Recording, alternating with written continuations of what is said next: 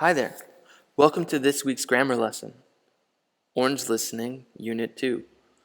In this lesson, we'll talk about the simple present. Let's get started. Today, we'll study the simple present tense and how verbs change according to the subject. We'll also talk about how to form positive and negative sentences, as well as how to ask and answer yes or no questions and WH questions. So, why do we use the simple present? Again, in English, we use the simple present to talk about things that are routine or something that usually happens every day. We also use the simple present to talk about something that is a fact or true. He always smiles. Again, something he does every day, so we use the simple present. To form the simple present for subjects I, you, we, and they, we start a sentence with the subject followed by a base verb. Base verb simply means we don't change the verb. There's no S, ed, or ing. For example, I play football. If the subject is he, she, or it, we must add an S to the verb. For example, he plays football. Again, this is really important to remember in the simple present, as the third person singular subject pronouns require an S on the verb, but I, you, we, and they do not. Looking at our verb chart below, starting with the verb play, if the subject is I, to form a positive sentence, we simply say, I play football. For the subject he plays football. Now, if the verb is change and the subject is you, to form a sentence, you would say, you change books every day. However, if the subject is she, you would say, she changes books every day. If the subject is we and the verb is move, you would say, we move around every day. However, if the subject is it and the verb is move, we would say, it moves around every day. Pause the video, practice making some sentences using the verb chart, and then hit the play button so we can discuss the negative form. In the negative form of the simple present, the subject is followed by don't or doesn't, and then the base verb. In the negative statements, we don't put an S on the verb for third person singular subjects. However, we must know the difference between don't and doesn't. For third person singular subjects, like he, she, and it, we must use doesn't. For I, you, we, and they, we use don't. Again, this is to form negative sentences. For example, I don't play football. He doesn't play football. You don't change books every day. She doesn't change books every day.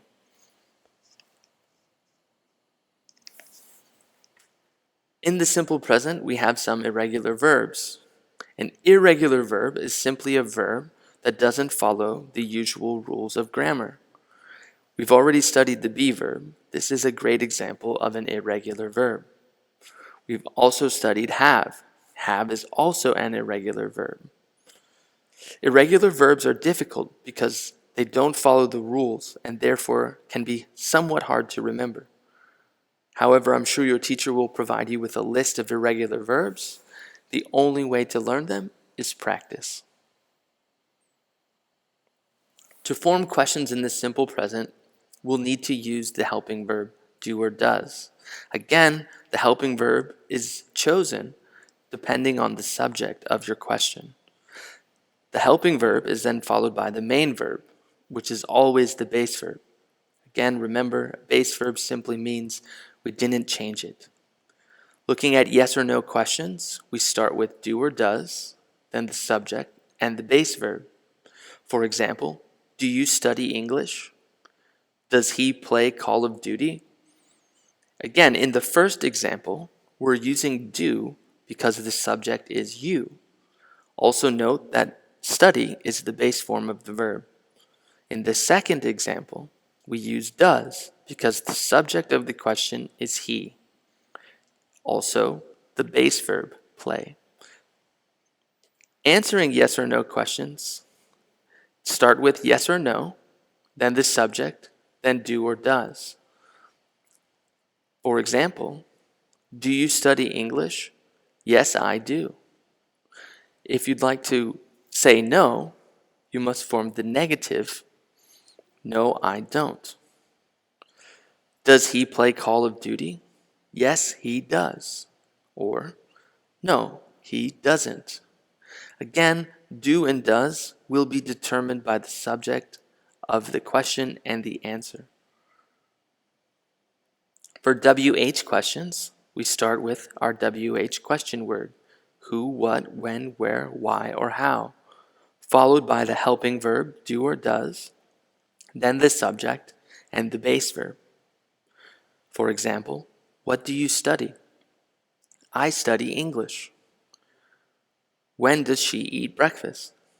She eats breakfast at 7. Again, looking at these questions, you see the WH question word first, then the helping verb, do or does. These are chosen depending on the subject that follows. Take a minute, pause the video, have a look at the question structures, practice asking and answering some questions before moving forward. Let's take a practice quiz. Again, pause the video and answer the questions, then press play so we can check the answers. Question 1. What is a base verb? A base verb is a verb with no changes. For example, play or study, learn. These are examples of base verbs. Question 2. When do we use base verbs in the simple present? Answer. We use base verbs in yes or no and WH questions when the subject is I, you, we, and they. Question 3. What kinds of food do you blank for breakfast? Again, we have a question, so we use do. We have the subject you, followed by the base verb, be, eats. Question 4.